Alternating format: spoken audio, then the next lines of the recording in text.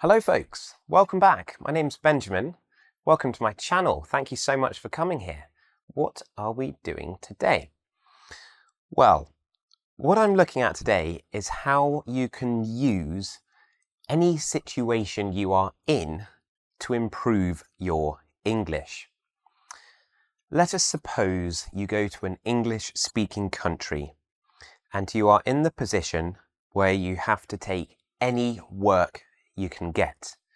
And a lot of those jobs tend to be in the service industries.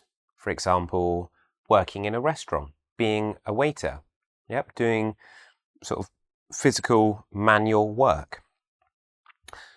But even though the work may seem simple, there's a lot that you can learn linguistically to become more fluent in English. So it's about, what I'm trying to encourage here is a pride in the work so that you constantly want to extend your English ability to give the customer a better experience. What am I talking about? I'm going to give you in this lesson a few new ideas for phrases you can use if you're working in a cafe, restaurant, bar, that kind of thing. Okay? It's a sort of functional language lesson. So what you want to be doing is building relationships with the customers so that you recognize them, they know that you're interested in them. It will result in better tips and a happier day. They come in the door. We need to greet them. Yep. Comes in the door. Hello, welcome back.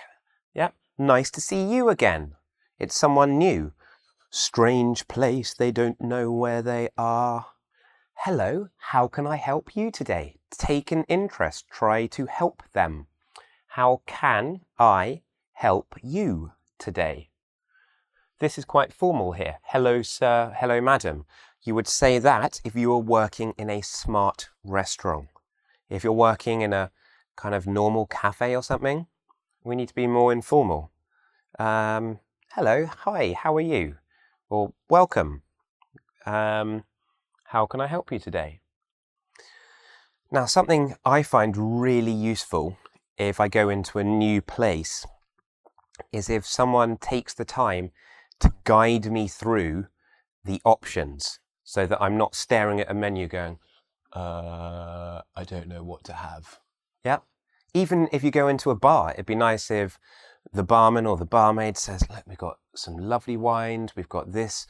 We've got a Rioja. We've got a Malbec, a Cabernet Sauvignon. And, really talks you through the menu. So what that means is taking the time to really know how to talk about what you're serving. I think I've spelt this word wrong. Sorry, it's not in my normal vocabulary. I think we should be finding an R somewhere in there. Shawarma? Shawarma, isn't it? Let's put an R in there. Poor shawarma. So I went into a place today where the guide could have been something like this. We serve kebabs, shawarmas, with a range. Am I saying that right? Shawarma? I'm sorry if I got it wrong. With a range of meats, a choice of meats, all vegetarian options, choices. We also have an extensive range of salads. Okay, look, I'm using a very normal situation to show off my incredible vocabulary. Talk us through it. What can we have in your cafe, in your restaurant, in your bar? Yeah? Make the customer's choice easier if they're new to it. Obviously, if they've been here many times, they probably know what they want. And they're like, I don't know, can I think about it for a minute? So you say, no problem. You take your time. Maybe you give them a bit more help. My personal recommendation is the grilled blah, blah, blah, blah, blah, blah, blah. Yeah. My personal recommendation is the soup of the day. have something to say. Have something to say. What would you have if you were choosing? Conditional tense. What would you? Okay. Right. A regular. What's a regular? A regular is someone who comes into this establishment regularly. Regularly. Adverb. They come in regularly. They come in every day. They come in once a week. They are creatures of habit. Yes, us humans, we tend to do the same things again. You'll have people who run like clockwork. They come at the same time each day. So we want to build that relationship. What can we talk about? Well, if you're in England, you could say something like, cold out today, isn't it? Cold out today, isn't it? Not grammatically perfect by any means. Out, abbreviated for outside, and we're missing a few verbs here. So the grammatically correct version would be, it is cold outside today, is it not? But that does sound a bit ridiculous. So we say, cold out today, isn't it? Do you want to practice that? Cold out today, isn't it? Obviously, not everyone speaks like that. Different parts of the country, we have changes. And if you're in North America, that will probably sound like a foreign language. Bit of weather chat. Now, I've made lessons on how to talk about the rain, so you might want to pick a phrase from there, like raining cats and dogs, or it's chucking it down. Right, yeah, we've had our weather chat. Maybe the person's like, yeah, they don't want to talk about the weather. Yeah, so that makes it seem like they don't want any small talk. So get into, how can I help you today? What would you like? What can I do for you? Same as usual? Do you want to have the same as you always have? Can you remember what that customer wants? If the person seems chatty and actually pleased to see you, great, you've been doing a good job the last time. Haven't seen you for a while. How have things been? How are things? Haven't seen you for a while. Now, this gives them the opportunity, if they want it, to talk about what they've been doing in their lives. Oh yeah, I've been a bit busy. Work's been a bit manic at the moment. I'm just going to slow that down. I've been a bit busy. It's been a bit manic. That means crazy at work. Oh, okay. So you've always got to be careful if you're working in a service industry, because you can't ask too many questions. Like, I can't say, so what do you do for a job? Because that's going too far. That's not my business. So you have to let them speak if they want to speak to some extent. Okay. Well, nice to see you. What would you like today?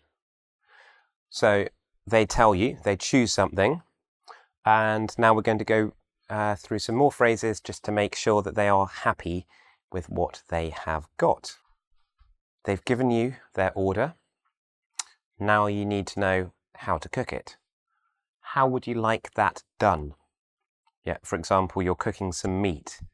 Do they want it well done, medium, or rare?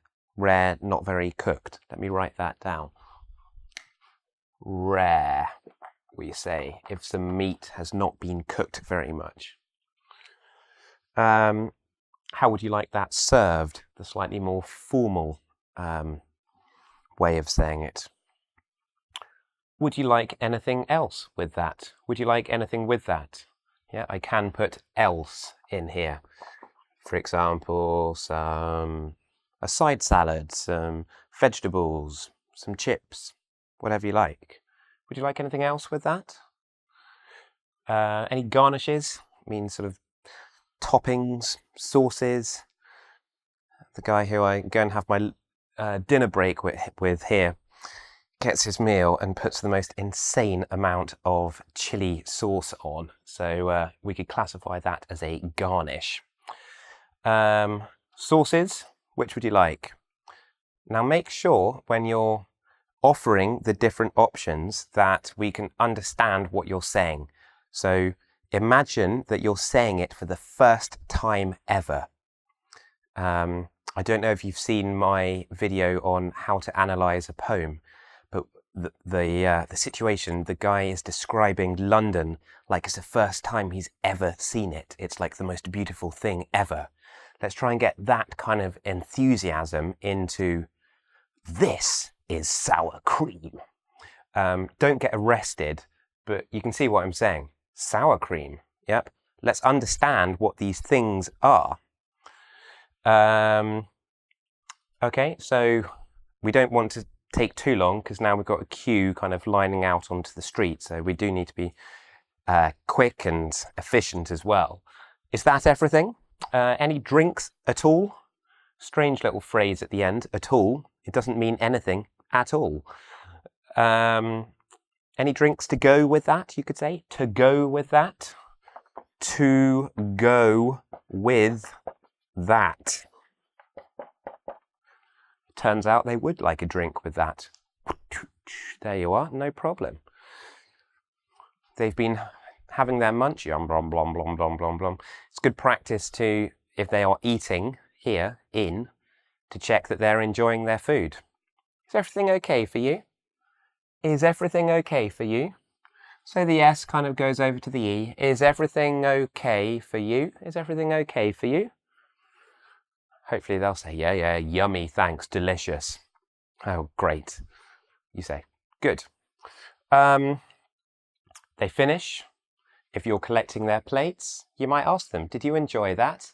How was that?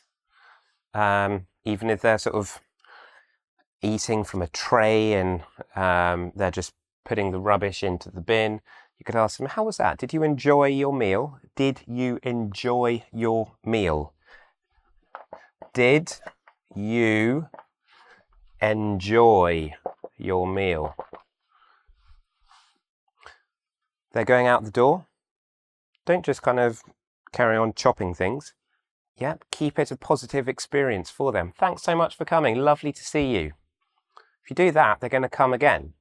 And then the tip pot is going to go da da da da da da, just like the tip pot on the engVid website. Go on, guys. You know you can do it. Hey, thanks for watching today's video. My name's Benjamin. Please make sure you're a subscriber of mine. If you want any extra help with your English, head over to honeyourenglish.com. And in the meantime, hope you enjoy your job and you take every opportunity to practice your English. Take care.